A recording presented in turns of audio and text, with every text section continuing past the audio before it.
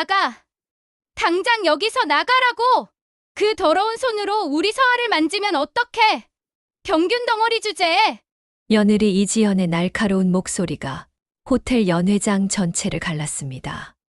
그 순간 제 머리카락을 움켜쥔 차갑고 거친 손이 느껴졌어요. 순간 정수리가 찌릿하더니 목덜미까지 화끈거리는 통증이 밀려왔습니다. 며느리의 손에 잡힌 제 머리채가 뒤로 확 당겨지면서 몸이 휘청거렸어요. 하얀 한복 저고리가 구겨지고 정성스레 빗어 올린 머리가 산발이 되어 얼굴을 덮었습니다.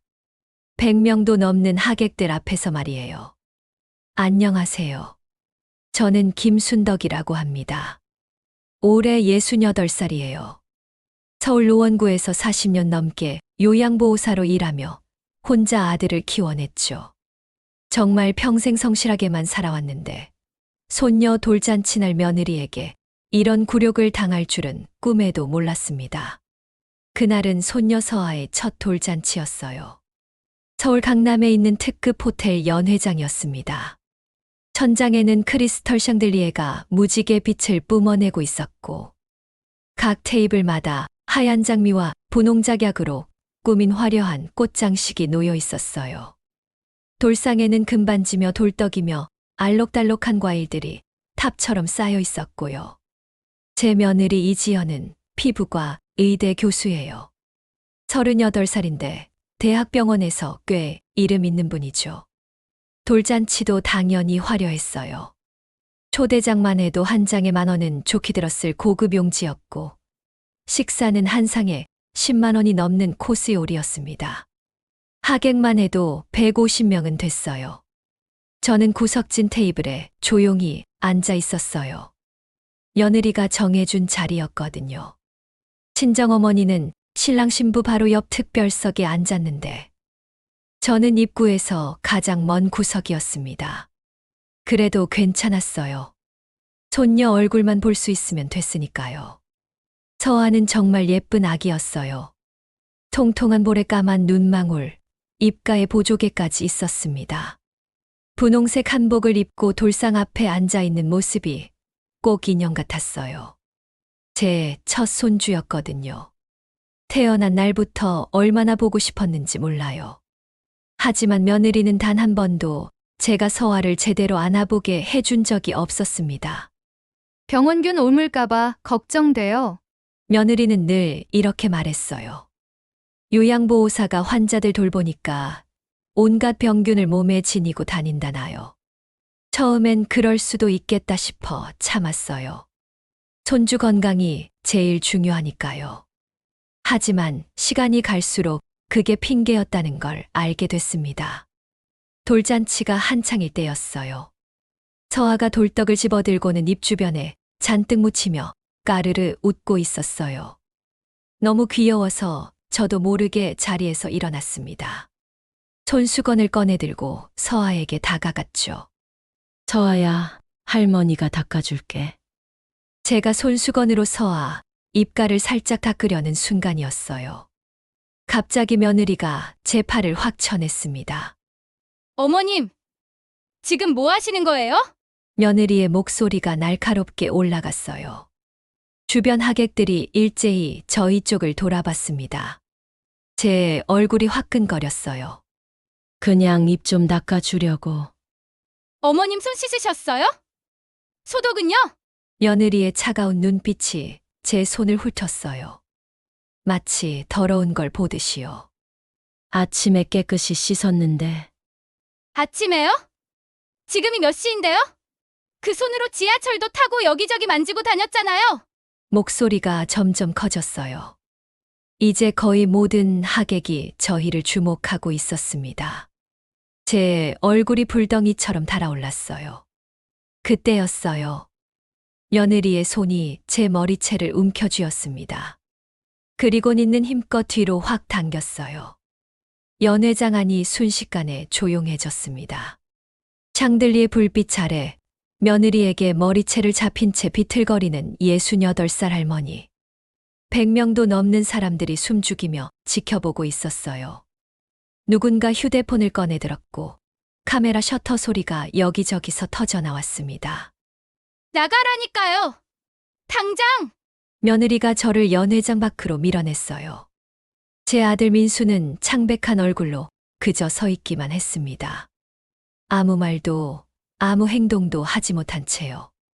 복도로 나온 저는 벽에 기대어 한참을 서 있었어요.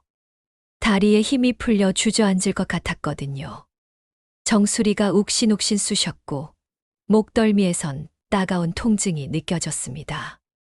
거울을 보니 흰 머리카락이 사방으로 흩날리고 한복깃이 젖혀져 속옷이 보일 지경이었어요.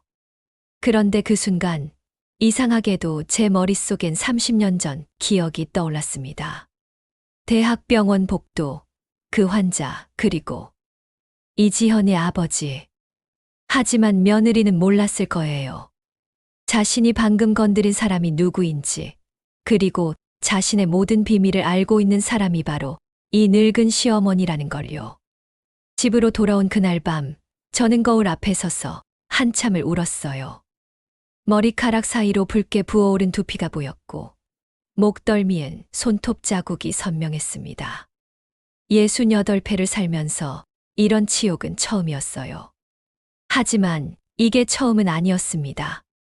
며느리 지연은 5년 전 처음 만난 그날부터 이미 저를 이렇게 대할 사람이었어요. 다만 제가 눈치채지 못했을 뿐이죠. 5년 전 가을 아들 민수가 여자친구를 데려오겠다고 했을 때 저는 정말 기뻤어요. 아들이 40살이었거든요. 평생 연애 한 번 제대로 못 해본 순진한 아들이 드디어 짝을 찾았다니. 얼마나 감사했는지 몰라요. 아들 민수는 대학 졸업 후 중견기업 경리부에서 일하고 있었어요. 평범한 직장인이었지만 성실하고 착했습니다. 제가 혼자 키운 자식이에요. 25살에 남편을 잃고 40년 넘게 요양보호사로 일하며 아들을 대학까지 보냈죠. 저는 중학교밖에 못 나왔어요. 어릴 때 집안 형편이 어려워서 공부를 더 할 수가 없었거든요. 하지만 제 아들만큼은 대학을 보내고 싶었습니다. 새벽 5시부터 밤 10시까지 하루에 7집을 돌며 환자들을 돌봤어요.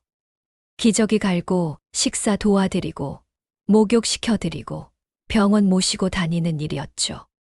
손이 거칠어지고 허리가 휘어도 참았어요. 무릎이 시려서 계단 오르내리기 힘들어도 견뎠습니다. 제 아들만 잘 되면 그걸로 충분했거든요. 첫 만남은 노원구에 있는 조그만 한정식 집이었어요. 제가 일주일 전부터 예약해둔 곳이었습니다. 제 한 달 월급이 200만 원 정도 되는데 그날 식사비로 15만 원을 썼어요.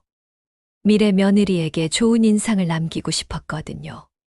이지연을 처음 봤을 때 저는 깜짝 놀랐어요. 정말 예쁘고 세련된 여자였거든요. 키도 크고 피부도 하얗고 명품 가방을 들고 있었어요.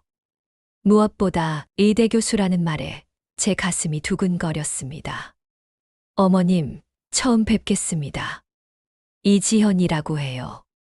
며느리의 목소리는 차분했지만 어딘가 냉랭했어요. 제 손을 잡는 악수도 금방 놓아버렸고요. 식사하는 내내 며느리는 휴대폰을 계속 확인했습니다. 지연 씨는 어떻게 의사가 되셨어요? 제가 조심스레 물었어요. 공부 열심히 했죠. 어머님은 학교를 어디까지 다니셨어요? 갑자기 저한테 물어보더라고요. 그 질문이 왜 필요했는지 지금도 모르겠어요. 저는 중학교까지만. 대답하는 제 목소리가 작아졌어요. 며느리의 표정이 미묘하게 굳어지는 게 느껴졌거든요. 아, 그러시구나. 그럼 지금은 무슨 일 하세요? 요양보호사예요. 어르신들 돌보는 일이죠. 힘드시겠어요? 말은 그렇게 했지만 며느리의 눈빛엔 동정이 아니라 실망이 서려 있었어요. 마치 내 시어머니가 고작 이 정도구나 하는 표정이었습니다. 그날 저녁 내내 며느리는 저보다는 민수에게만 말을 걸었어요. 제가 뭘 물어보면 짧게 대답하고 끝이었고, 관심사도 계속 민수의 회사, 민수의 연봉, 민수의 미래에만 집중돼 있었습니다. 하지만 저는 참았어요. 아들이 좋아하는 여자니까 제가 맞춰야 한다고 생각했거든요. 결혼 준비 과정은 더 힘들었어요. 결혼식장 예약부터 청첩장, 피로연까지 모든 걸 며느리, 친정에서 주도했습니다. 저한테는 의견 한번 묻지 않았어요. 어머님, 이런 건 경험 많으신 분들이 결정하는 게 좋을 것 같아요. 며느리가 웃으며 말했지만 실제로는 저를 배제한 거였어요. 결혼식 날 하객 배치표를 보고 깜짝 놀랐습니다. 신랑 어머니인 제 자리가 맨 뒷줄 구석이었거든요. 신부 어머니는 앞줄 중앙이었는데 말이에요. 어머님, 거기가 제일 편하실 거예요. 사람들 시선도 안 받고요. 며느리가 제 어깨를 톡톡 두드리며 말했어요. 마치 어린아이 달래듯이요. 결혼식장에서 제 친구 몇 명이 왔어요. 함께 요양보호사 일하는 분들이었죠. 그분들이 며느리에게 인사하려 다가갔을 때였어요. 어머님 친구분들이세요? 며느리가 웃으며 물었어요. 응, 같이 일하는 분. 아, 그러시구나. 안녕하세요. 며느리는 짧게 인사만 하고 휙 돌아서더라고요. 그리곤 자기 친구들에게 가서 뭐라고 속삭이는 게 보였어요. 제 친구분들은 어색하게 웃으며 자리로 돌아갔습니다. 신혼살림도 며느리 뜻대로 됐어요. 강남에 있는 새 아파트였는데 보증금만 5억이었습니다. 당연히 제가 도와줄 형편은 안 됐고 며느리 친정에서 대부분 지원했어요. 어머님은 편하게 노원구에 계세요. 저희 집은 좁아서 모시기 어려워요. 며느리가 웃으며 말했지만 사실은 저를 멀리하고 싶었던 거죠. 그래도 저는 이해하려 했어요. 요즘 젊은 사람들은 다 그렇게 산다고 시어머니랑 떨어져 사는 게 오히려 좋다고 스스로를 설득했습니다. 하지만 한 가지 이상한 점이 있었어요.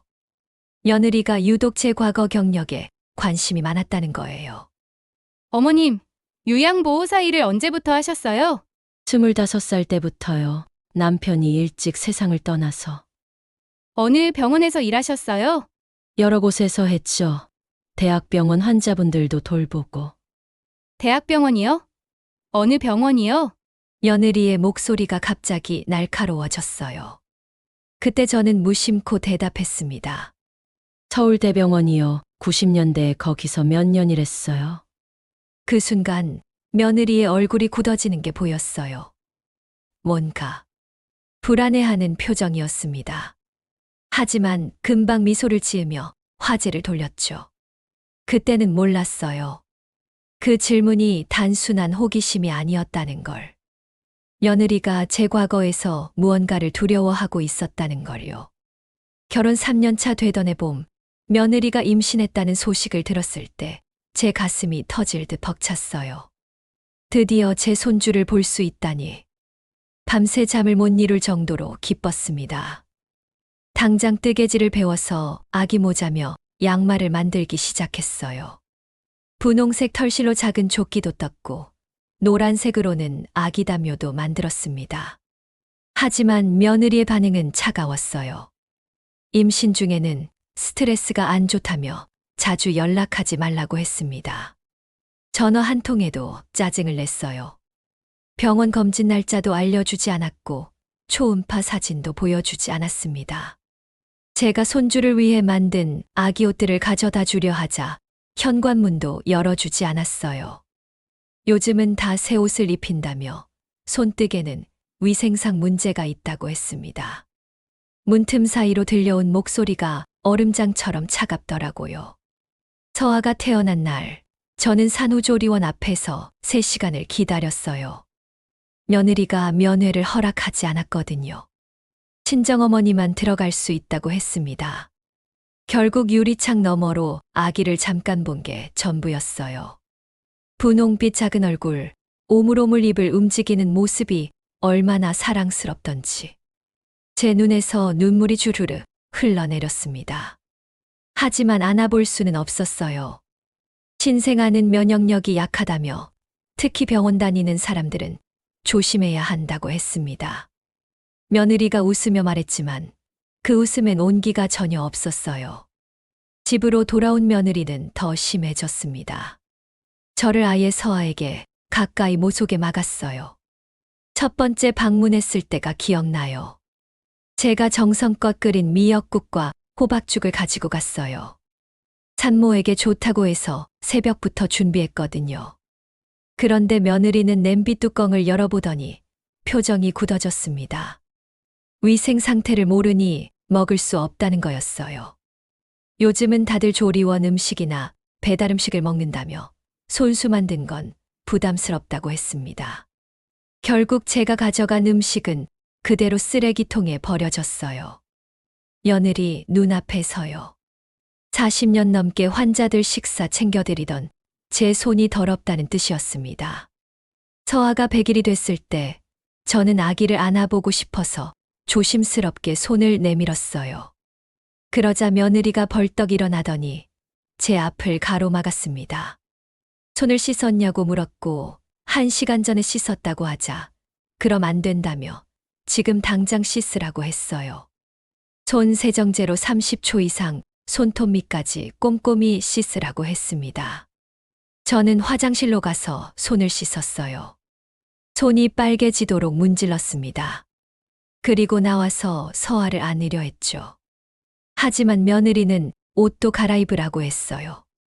제 옷에서 병원 냄새가 난다며 새 가운을 건넸습니다. 마치 병원 보호자복 같은 거였어요. 저는 그걸 입고서야 겨우 서아를 5분 정도 안아볼 수 있었습니다. 아기는 제 품에서 편안하게 잠들었어요. 폭신한 볼을 보고 있으니 눈물이 났습니다. 이렇게라도 안아볼 수 있어서 감사했어요. 하지만 며느리는 시계를 힐끔힐끔 보더니 이내 서아를 도로 빼앗아 갔습니다. 오래 안으면 서아가 힘들어한다는 핑계였어요. 그게 마지막이었습니다. 그 뒤로는 아예 안아보지도 못했어요. 제가 만든 이유식도 거부당했어요. 유기농 재료로 정성껏 만들어갔는데 며느리는 쳐다보지도 않았습니다. 요즘은 이유식도 전문 업체에서 시켜 먹인다며 영양소 계산도 다 돼 있고 위생적이라고 했어요. 그러면서 친정엄마가 만든 건 괜찮다고 덧붙였습니다. 하지만 제 건 안 된다는 거였죠. 친정어머니와의 차별은 더 심했어요. 친정어머니는 매일 오셔서 서아를 돌봤어요. 목욕도 시키고 기저귀도 갈고 밤늦게까지 함께 계셨습니다. 하지만 저는 일주일에 한 번, 그것도 1시간만 허락됐어요. 며느리는 제가 일하니까 힘들 거라며 자주 오면 부담될 거라고 했습니다. 하지만 진짜 이유는 따로 있었죠. 저를 서아에게서 떼어놓고 싶었던 거예요. 돌잔치 초대장이 나왔을 때 저는 깜짝 놀랐어요. 초대장 어디에도 제 이름이 없었거든요. 신부 측 조부모만 적혀 있었습니다. 아들 민수가 조심스럽게 물었지만 며느리는 요즘은 다 이렇게 한다며 태연했어요. 어차피 시어머니는 뒤에 있을 거라는 말도 덧붙였습니다. 제가 없는 사람 취급당하는 것에 아무런 죄책감도 느끼지 않았어요. 아들 민수는 제 편을 들어주지 못했어요. 며느리 눈치만 보며 우물쭈물했죠. 며느리 말도 일리가 있다며 요즘은 다들 그렇게 한다고 했습니다. 아들마저 며느리 편이었어요. 저는 완전히 혼자였습니다. 그러던 어느 날 우연히 이상한 장면을 목격했어요. 며느리가 제 가방을 뒤지고 있었던 거예요. 제가 갑자기 들어가니까 며느리가 화들짝 놀라며 가방을 내려놓았습니다. 가방이 넘어져서 정리해주는 중이었다고 변명했지만 제 가방은 넘어진 적이 없었어요. 며느리의 손엔 제 오래된 수첩이 들려 있었습니다. 거기엔 과거 근무했던 병원 목록과 환자분들 연락처가 적혀 있었어요. 며느리는 90년대에 서울대병원 말고 다른 대학병원에서도 일했냐고 물었습니다. 목소리가 떨리고 있었어요. 저는 거기만 몇 년 있었다고 대답했어요. 며느리는 아무것도 아니라며 그냥 궁금해서 물었다고 했지만 황급히 방을 나가는 그 표정엔 뭔가 두려움 같은 게 서려 있었습니다. 그날 이후로 며느리는 더욱 저를 경계했어요. 제 과거를 캐물으면서도 동시에 저를 서아에게서 더 멀리 떼어놓으려 했죠. 무언가 이상했습니다. 단순히 시어머니가 싫어서가 아니라 뭔가 숨기고 있는 게 분명했어요. 하지만 그게 뭔지는 알 수 없었습니다. 그렇게 1년이 흘렀고 서아의 돌잔치 날이 다가왔습니다. 저는 그날까지도 몰랐어요. 그 화려한 잔치가 제 인생 최악의 날이 될 줄은요. 돌잔치가 끝나고 집으로 돌아온 그날 밤, 저는 거울 앞에 오래 서 있었어요.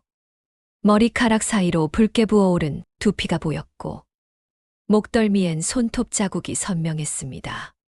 귀 뒤쪽까지 멍이 들어 보라색으로 변해 있었어요. 손가락으로 살짝 눌러보니 찌릿한 통증이 머리끝까지 퍼졌습니다. 68회를 살면서 이런 치욕은 처음이었어요. 잠을 이룰 수가 없었습니다. 눈을 감으면 며느리의 차가운 눈빛이 떠올랐고 귀를 막아도 그 날카로운 목소리가 들려왔어요. 다음 날 아침 일찍 아들 민수가 찾아왔어요. 눈이 충혈돼 있었고 어깨가 축 처져 있었습니다. 아들은 현관문을 들어서자마자 제 앞에 무릎을 꿇고 사과했어요. 어젯밤 한숨도 못 잤다고, 정말 죄송하다고 했습니다. 저는 아들에게 물었어요. 며느리가 저렇게까지 할 줄 알았냐고. 100명도 넘는 사람들 앞에서 엄마가 그렇게 당하는데 왜 가만히 있었냐고요. 아들은 대답하지 못했어요. 다만 며느리가 요즘 육아 스트레스가 심하고 병원 일도 바빠서 예민하다는 변명만 늘어놓았습니다. 그리고 집에 가서 타일렀더니 미안하다고, 실수였다고 했다는 거예요. 실수라는 말에 제가 비웃듯이 되물었습니다. 실수로 사람 머리채를 잡아 끄냐고, 그것도 시어머니를요. 아들은 고개만 푹 숙인 채 입술을 깨물고 있었어요. 1시간쯤 지나 아들이 돌아간 뒤 저는 홀로 남았습니다. 그날 오후 저는 장롱 깊숙한 곳에 보관해둔 낡은 상자를 꺼냈어요. 먼지가 수북이 쌓인 종이 상자였습니다. 30년 넘게 한 번도 열어보지 않았던 거예요. 뚜껑을 열자 오래된 종이 냄새가 코끝을 스쳤습니다. 그 안에는 노랗게 바랜 신문 스크랩과 진료 기록들이 가지런히 정리돼 있었어요. 1994년 5월 서울대학교 병원에서 대형 의료사고가 발생했습니다. 당시 저는 그 병원에서 요양보호사로 일하고 있었어요. 담당했던 환자분은 72살 박철수 할아버지였습니다. 간암 수술을 받으신 분이었죠. 수술 후 상태가 급격히 나빠졌어요. 담당 교수는 정상적인 회복 과정이라며 대수롭지 않게 여겼습니다. 하지만 저는 달랐어요. 매일 환자를 돌보며 미세한 변화들을 관찰했거든요. 복부팽만이 심해졌고 혈압이 계속 떨어졌으며 의식도 흐려졌습니다. 저는 당직의사에게 여러 번 말씀드렸어요. 환자분 상태가 이상하다고, 배가 많이 부풀었고 혈압도 계속 떨어진다고요. 하지만 요양보호사가 무슨 의학적 판단을 하냐며 무시당했습니다. 정상 회복 과정이니 괜히 환자 가족 불안하게 하지 말라는 말만 들었어요. 하지만 새벽 4시 환자는 의식을 잃었습니다. 응급 재수술을 했지만 이미 늦었어요. 수술 부위 봉합이 제대로 안 돼서 내부 출혈이 심각했던 거죠. 환자는 중환자실로 옮겨졌고 가족들은 울부짖었습니다. 병원 측은 사건을 축소하려 했어요. 예상치 못한 합병증이라고 발표했습니다. 하지만 저는 알고 있었어요. 담당 교수가 수술 중에 실수했다는 걸요. 그리고 수련이들이 그걸 숨기려 한다는 것도요. 환자 아들이 저를 붙잡고 진실을 말해달라고 애원했을 때 저는 고민했습니다. 말하면 제가 병원에서 잘리게 뻔했어요. 하지만 침묵하면 진실이 묻힐 게 분명했습니다. 고민 끝에 저는 제가 본 것을 모두 말했어요. 수술 전후 환자 상태, 제가 여러 번 경고했던 사실. 그리고 의료진이 무시했던 증상들을요. 그 증언이 결정적이었습니다. 병원 조사위원회가 구성됐고 담당 교수의 과실이 밝혀졌어요. 환자 가족은 정당한 보상을 받았고 담당 교수는 징계를 받았습니다. 하지만 그 과정에서 한 명의 수련이가 연루됐어요. 수련의 이름은 이재훈이었고 담당 교수를 도와 진료 기록을 조작하려 했다가 적발됐습니다. 신문 스크랩을 펼쳐보니 흑백 사진 속에 젊은 남자가 보였어요. 고개를 숙이고 병원을 나서는 모습이었습니다.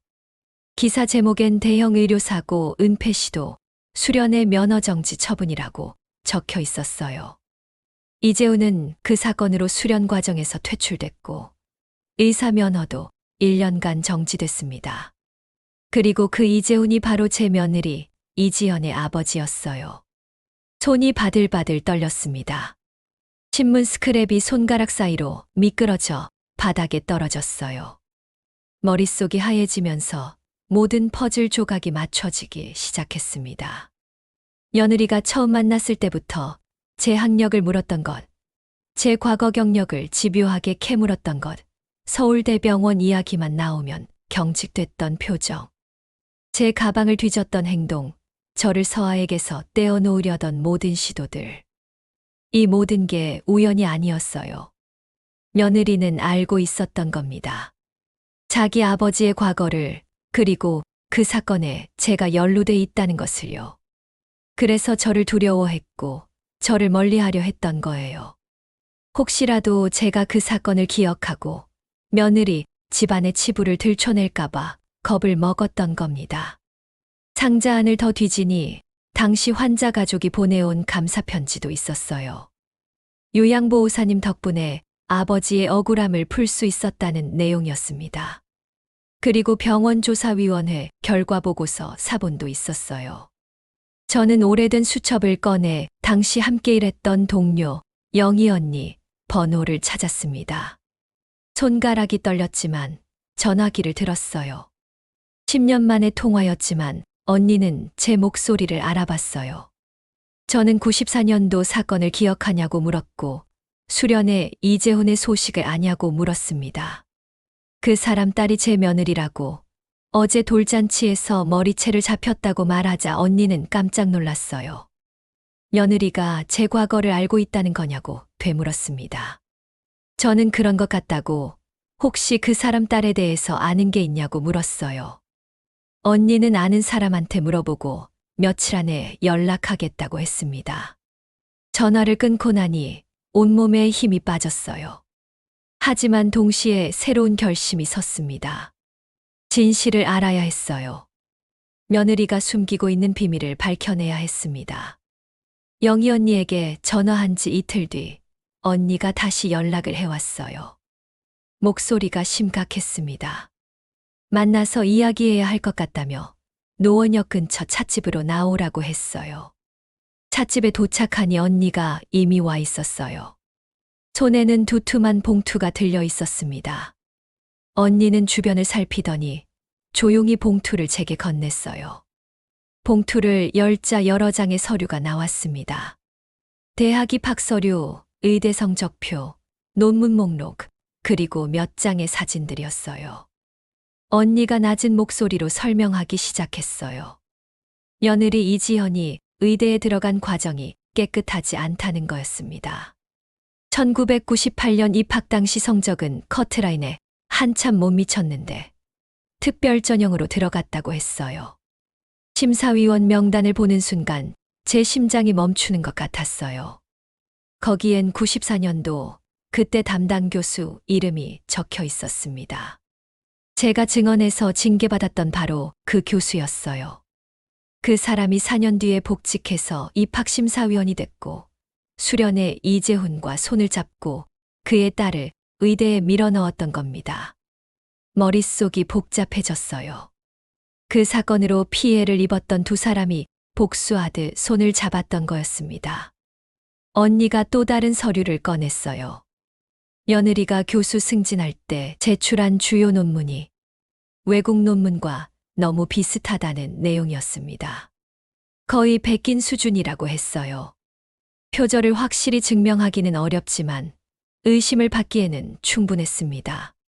그리고 마지막 서류는 5년 전 의료사고 기록이었어요. 며느리가 담당했던 환자가 시술 중에 큰 부작용을 겪었는데 이걸 은폐했다는 병원 내부 제보가 있었다고 했습니다. 당시 간호사들 증언을 받을 수 있을 거라고 언니가 말했어요. 온몸에 소름이 돋았습니다. 며느리는 아버지와 똑같은 짓을 했던 거예요. 의료사고를 숨기고 환자보다 자기 경력을 먼저 생각하는 의사였던 겁니다. 집으로 돌아와 서류들을 책상 위에 펼쳐 놓았습니다. 그리고 30년 전 제가 보관해둔 자료들과 함께 정리하기 시작했어요. 며느리가 쌓아온 모든 것이 거짓 위에 세워진 성이었습니다. 부정 입학, 논문 표절, 의료사고 은폐. 하나하나가 충격적인 비리였어요. 하지만 마음 한 구석이 무거웠어요. 이걸 폭로하면 며느리는 모든 걸 잃게 될 겁니다. 의사 자격도, 교수직도, 명예도요. 그리고 제 손주 서아는 어떻게 될까요? 엄마가 범죄자가 되는 걸 보며 자라야 하는 걸까요? 그날 밤 아들 민수에게서 전화가 왔어요. 며느리가 저를 요양원에 보내는 게 어떻겠냐고 했답니다. 혼자 계시기 힘드실 것 같다는 핑계였어요. 저는 아직 건강하고 아프지도 않은데 무슨 요양원이냐고 했지만 아들은 며느리 편만 들었습니다. 전화를 끊고 나니 며느리의 의도가 명확해졌어요. 저를 격리시키려는 거였습니다. 혹시라도 제가 과거를 들춰낼까봐 저를 아예 세상과 단절시키려는 계획이었어요. 다음 날 며느리가 직접 찾아왔어요. 웃으며 들어왔지만 그 눈빛은 차갑게 빛났습니다. 요양원 이야기를 꺼내며 제 건강을 걱정하는 척했지만 실제로는 협박이었어요. 어머님, 왜 이렇게 고집을 부리세요? 혹시 우리 집안에 대해서 뭐 알고 계신 거 있으세요? 며느리가 직접적으로 물었어요. 94년도 서울대병원 사건 말이에요. 며느리가 드디어 본색을 드러냈습니다. 더 이상 숨기지 않았어요. 저도 솔직하게 대답했습니다. 그래, 나 거기 있었다고요. 며느리의 눈에 분노가 서렸어요. 제 증언 때문에 아버지 인생이 망가졌다고, 가족이 다 무너졌다고 했습니다. 그런데 하필 제가 시어머니가 되다니, 이게 무슨 운명의 장난이냐며 떨리는 목소리로 말했어요. 며느리는 문을 쾅 닫고 나갔습니다. 저는 그 자리에 주저앉았어요. 이제 전쟁이 시작된 거였습니다. 며느리도 알았고 저도 알았으니까요. 둘 중 하나는 무너질 수밖에 없었습니다. 며느리가 다녀간 다음 날 저는 결심을 굳혔어요. 더 이상 참고 숨어 있을 수 없었습니다. 영희 언니와 다시 만나 구체적인 계획을 세웠어요. 언니는 당시 간호사였던 분들과 연락이 닿았다고 했습니다. 순덕아, 이분들이 증언해 줄 수 있대. 5년 전 그 의료사고 때 현장에 있었던 사람들이야. 일주일 후 저는 3명의 간호사를 만났어요. 모두 이지연과 함께 일했던 분들이었습니다. 그분들은 조심스럽게 말문을 열었어요. 당시 환자가 시술 중 심한 알레르기 반응을 보였는데 이지연이 제대로 대처하지 않았다고 했습니다. 그리고 사고 기록을 축소해서 보고했다는 거예요. 왜 그때 말씀 안 하셨어요? 교수님한테 대들 수 있겠어요? 저희는 그냥 간호사일 뿐인데. 그 말에 제 가슴이 아팠어요. 30년 전 제 모습이 떠올랐거든요. 요양보호사였던 제가 의사들에게 맞섰을 때 저도 똑같은 두려움을 느꼈었어요. 저는 모든 증거를 모았습니다.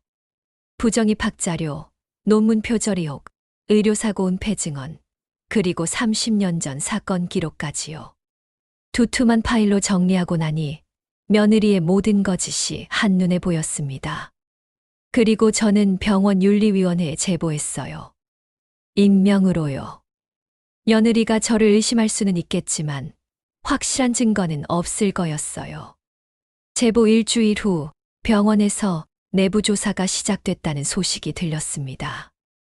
며느리에게서 급한 전화가 왔어요. 어머님, 혹시 병원에 뭐 말씀하신 거 없으세요? 목소리가 떨리고 있었어요. 무슨 소리야? 갑자기 윤리위원회에서 저를 조사한대요. 누가 제보했대요? 그래? 그럼 떳떳하게 조사받으면 되지. 전화를 끊고 나니 가슴이 두근거렸습니다. 드디어 시작됐구나 싶었어요. 며칠 후 더 큰일이 터졌습니다. 언론에서 연락이 온 거예요. 의료계 비리를 취재하는 기자였는데 익명 제보를 받았다고 했습니다. 저는 조심스럽게 기자를 만났어요. 그리고 제가 가진 모든 자료를 보여줬습니다. 기자는 놀란 표정으로 서류들을 살펴봤어요. 특히 30년 전 사건과 지금의 연결고리를 보고는 눈을 크게 떴습니다. 이건 단순한 개인 비리가 아니라 의료계 적폐가 대물림되는 구조적 문제라고 했어요. 할머님, 이거 정말 큰 기사가 될 것 같습니다. 실명 보도 괜찮으시겠어요? 괜찮아요. 이제 숨을 이유가 없어요. 기사는 일주일 후에 나갔습니다. 일간지 사회면 톱 기사였어요. 제목은 이랬습니다. 30년 만에 되풀이된 의료비리, 아버지, 이어 딸까지. 기사에는 94년도 사건부터 이지연의 부정입학, 논문 표절 의혹, 의료사고 은폐까지 모든 게 자세히 나와 있었어요. 그날 오후 아들 민수가 황급히 찾아왔어요. 얼굴이 새하얗게 질려 있었습니다. 엄마, 이게 무슨 일이에요? 기사 보셨어요? 봤어. 엄마가 제보하신 거예요? 그래. 아들이 주저앉았어요. 머리를 감싸주며 신음했습니다. 저는 차분하게 말했어요. 며느리가 어떤 사람인지, 무슨 짓을 했는지 모두 설명했습니다. 부정입학부터 의료사고 은폐까지요. 그래도 엄마 이렇게까지 하실 필요가 있었어요? 우리 가족이 다 망가지잖아요. 민수야, 이미 망가진 가족이었어. 거짓말 위에 세워진 가족이었다고. 아들은 한참을 울었어요. 저도 마음이 아팠지만 돌이킬 수 없었습니다. 다음 날 병원에서 공식 발표가 나왔어요. 이지현 교수에 대한 전면 조사를 시작한다는 내용이었습니다. 논문 표절 여부 검증과 과거 의료사고, 재조사가 포함돼 있었어요. 그리고 교수직 직위 정지 조치가 내려졌습니다. 며느리는 제게 마지막으로 전화를 걸어왔어요. 어머님, 만족하세요? 이제 다 낭쳤잖아요. 목소리에 원망이 가득했어요. 내가 스스로 망친 거야. 거짓말로 쌓아올린 건 언젠가 무너지게 되어 있어. 서아는 어떻게 하라고요? 엄마가 이렇게 되면 우리 딸은요? 그건 네가 생각했어야지. 엄마로서 떳떳하게 살았어야지. 전화가 끊겼습니다. 저는 창밖을 바라봤어요. 가을 하늘이 높고 파랗게 펼쳐져 있었습니다. 가슴 한구석이 시원하면서도 동시에 씁쓸했어요. 복수는 이뤘지만 행복하지만은 않았습니다. 그날 밤 30년 전 박철수 할아버지 생각이 났어요. 제 증언으로 억울함을 풀었던 그분이요. 하늘에서 보고 계실까요? 제가 또다시 진실을 말했다는 걸요. 기사가 나간 지 한 달이 지났어요. 그동안 많은 일이 있었습니다. 병원조사위원회는 며느리 지현에 대한 전면 조사를 진행했어요. 결과는 명확했습니다. 먼저 논문 표절이 확인됐어요. 주요 논문 3편이 외국 학술지 내용과 유사하다는 판정이 나왔습니다. 교수 승진 심사 때 제출했던 핵심 논문이 모두 문제가 있었던 거예요. 학교 측은 논문을 취소하고 교수직 파면 결정을 내렸습니다. 의료사고 은폐 건도 사실로 드러났어요. 당시 간호사 3명이 공식 증언에 나섰고 환자 기록을 재검토한 결과 사고 보고가 축소됐다는 게 확인됐습니다. 병원은 유족에게 공식 사과하고 배상금을 지급했어요. 며느리는 의사면허 1년 정지 처분을 받았습니다. 부정입학 문제는 시효가 지나 법적 처벌은 어려웠지만 언론에 모두 보도됐어요. 94년도 사건 담당 교수와 수련회 이재훈이 결탁해서 특혜 입학을 시켰다는 내용이었습니다. 의료계 전체가 충격에 빠졌어요. 며느리의 SNS는 비난 댓글로 가득 찼습니다. 환자들은 진료 예약을 취소했고 동료 교수들은 연락을 끊었어요. 화려했던 의대 교수 이지연은 하루아침에 모든 걸 잃었습니다. 아들 민수는 이혼을 결심했어요. 며느리와 더 이상 함께 살 수 없다고 했습니다. 처음엔 망설였지만 며느리가 저지른 일들을 알고 나니 결단을 내렸다고 했어요. 엄마, 제가 정말 바보였어요. 지연이 겉모습만 보고 속은 거죠. 민수야, 이제라도 정신 차린 게 다행이야. 서아는 어떻게 하죠? 제가 키울 수 있을까요? 천천히 생각해보자. 서아는 죄가 없으니까. 아들은 고개를 끄덕였어요. 그리고 제 손을 꼭 잡았습니다. 이혼 조정이 시작됐어요. 며느리는 서아 양육권을 포기했습니다.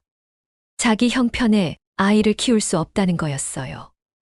면허정지로 수입이 끊겼고 빚도 많이 쌓였다고 했습니다. 결국 서아는 아들 민수가 키우기로 했어요. 하지만 직장 다니면서 혼자 아이를 돌보기는 어려웠습니다. 며느리 친정에서 도와주겠다고 했지만 아들은 거절했어요. 엄마, 제가 어머니께 도움을 청해도 될까요? 당연하지. 내 손주인데. 하지만 지연이가 그렇게 못되게 굴었는데 서아는 잘못이 없어. 할머니로서 당연히 도와야지. 저는 일주일에 사흘씩 아들 집에 가서 서아를 돌봤어요. 처음엔 낯설어 하던 서아가 점점 제게 익숙해졌습니다.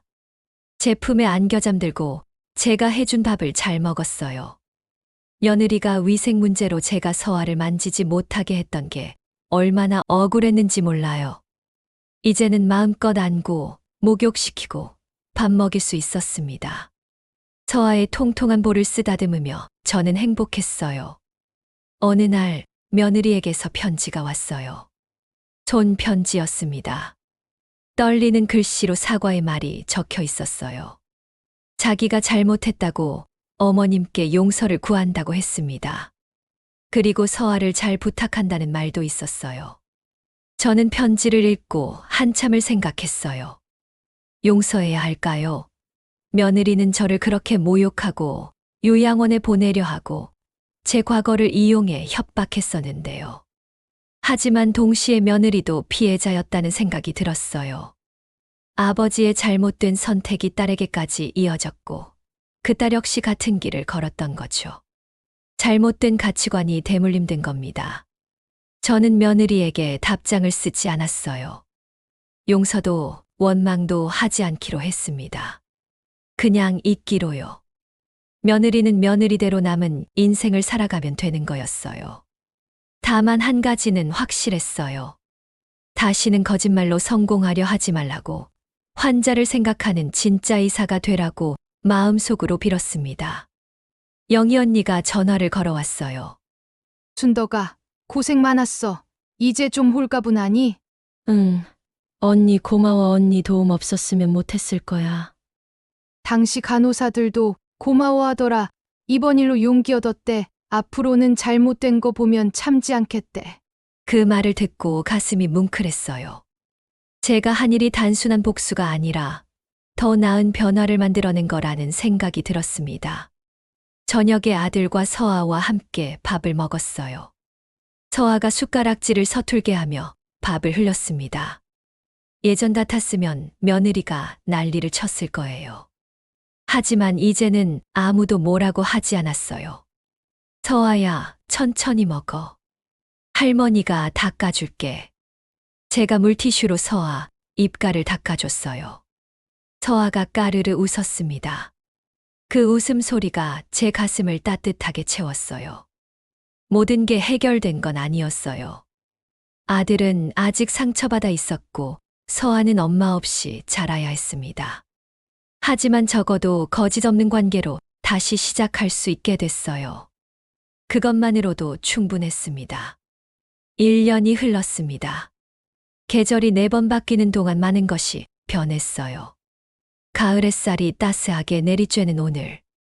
저는 노원구 작은 공원 벤치에 앉아 있습니다. 옆에는 서아가 있어요. 이제 두 돌이 된 서아는 비둘기를 쫓아다니며 깔깔 웃고 있었습니다. 할매, 비둘기. 서아가 제게 달려와 안겼어요. 땀에 젖은 이마를 닦아주며 저는 웃었습니다. 이 아이 웃음소리를 듣는 게 제 하루 중 가장 행복한 순간이에요. 아들 민수는 이혼 후 새 출발을 했어요. 회사에서 승진도 했고 무엇보다 표정이 밝아졌습니다. 예전엔 늘 눈치 보고 주눅 들어 있었는데 이제는 당당하고 자신감 있는 모습이에요. 엄마, 요즘 제가 달라 보이죠? 그럼 많이 밝아졌어. 지연이랑 살 때는 매일 긴장하고 살았어요. 혹시 실수할까봐, 혹시 화낼까봐. 이제야 제 인생을 사는 것 같아요. 아들의 말을 들으며 저도 안심이 됐어요. 고통스러운 과정이었지만 결국 아들에게도 좋은 일이었던 거죠. 서아는 제가 일주일에 나흘씩 돌봐요. 아들이 출근하면 제가 가서 아침을 먹이고 놀아주고 낮잠 재우고 저녁까지 함께합니다. 요양보호사 일은 줄였어요. 일주일에 사흘만 나가고 나머지는 손주와 보냅니다. 서아를 돌보면서 며느리가 했던 말들이 얼마나 터무니없었는지 깨달았어요. 평균이니 위생이니 하던 게 다 핑계였던 거죠. 저는 40년 넘게 환자를 돌보며 누구보다 청결을 중요하게 여겨왔어요. 오히려 전문가였던 겁니다. 며느리 지연이 소식도 가끔 들려왔어요. 지방의 작은 병원에서 일반의로 일하고 있다고 합니다. 면허정지가 풀린 후 다시 의사 일을 시작했대요. 예전처럼 화려하지는 않지만 그래도 환자를 돌보고 있다니 다행이라고 생각했어요. 서아는 한 달에 한 번 엄마를 만나러 갑니다. 며느리가 서아를 보고 싶어 한다기에 아들이 허락했어요. 저는 반대하지 않았습니다. 아무리 잘못을 저질렀어도 서아에게는 엄마니까요. 엄마, 지연이가 많이 변했대요. 환자들한테 친절하고 열심히 일한대요. 그래? 잘 됐네. 엄마 덕분인 것 같아요. 엄마가 진실을 밝혀주지 않았으면 지연이는 계속 거짓말 속에 살았을 거예요. 아들의 말에 고개를 끄덕였어요. 그렇게 생각하니 마음이 좀 편해졌습니다. 요즘 저는 동네 경로당에서 비슷한 처지의 어르신들과 모임을 만들었어요. 며느리나 자녀 때문에 힘들어 하시는 분들이 모여서 이야기를 나누는 시간입니다. 한 달에 2번씩 만나요. 순덕 씨 덕분에 용기를 얻었어요. 저도 참지만 말고 말해야겠더라고요. 어느 할머니가 말씀하셨어요. 며느리한테 무시당하다가 이제는 당당하게 맞서신대요. 그 말을 들으니 뿌듯했습니다. 우리 나이 들었다고 함부로 대해도 되는 거 아니에요. 존중받을 권리가 있어요. 제가 말했어요. 다들 고개를 끄덕이셨습니다. 저는 이번 일을 겪으며 많은 걸 배웠어요. 첫째, 학벌이나 지위가 사람의 가치를 정하지 않는다는 거예요. 저는 중학교밖에 못 나왔지만 정직하게 살아왔습니다. 그게 더 중요한 거죠. 둘째, 나이 들어도 당당할 권리가 있다는 거예요. 68살이라고 해서 무시당할 이유는 없습니다. 우리도 존엄성이 있고 목소리를 낼 수 있어요. 셋째, 진실은 언젠가 드러난다는 거예요. 거짓말로 쌓아 올린 것은 결국 무너지게 돼 있습니다. 며느리가 그걸 증명했죠. 넷째, 용기를 내야 한다는 거예요. 30년 전에도 지금도 제가 침묵했다면 아무것도 바뀌지 않았을 겁니다. 말해야 할 때 말하는 게 중요해요. 마지막으로 용서는 자신을 위한 거라는 걸 알았어요. 며느리를 미워하면 제 마음만 아픕니다. 그냥 내려놓고 제 인생을 사는 게 나아요. 서아가 제 무릎에 앉아 졸고 있어요. 작은 손이 제 손을 꼭 쥐고 있습니다. 이 아이가 자라서 할머니를 기억할까요? 할머니가 정의를 위해 싸웠던 걸 알게 될까요? 서아야, 할머니가 하고 싶은 말이 있어. 크면 항상 정직하게 살아. 거짓말은 절대 하지 말고. 그리고 약한 사람을 무시하지 마. 알았지? 서아는 자는 중이라 대답이 없었어요. 하지만 괜찮습니다. 제가 모범을 보이며 키우면 되니까요. 해가 서쪽으로 기울고 있어요. 돌아갈 시간입니다. 서아를 안아 올리고 천천히 걸었어요. 1년 전 돌잔치 날 머리채를 잡혀 끌려 나왔던 그 치욕스러운 순간이 떠올랐습니다. 하지만 지금은 다릅니다. 저는 더 이상 무시당하는 시어머니가 아니에요. 정의를 위해 싸웠고 진실을 밝혀낸 당당한 할머니입니다. 여러분도 기억하세요. 나이가 들어도 평범한 일을 해도 우리는 존중받을 자격이 있습니다. 참지만 말고 말씀하세요. 정의는 늦어도 반드시 옵니다.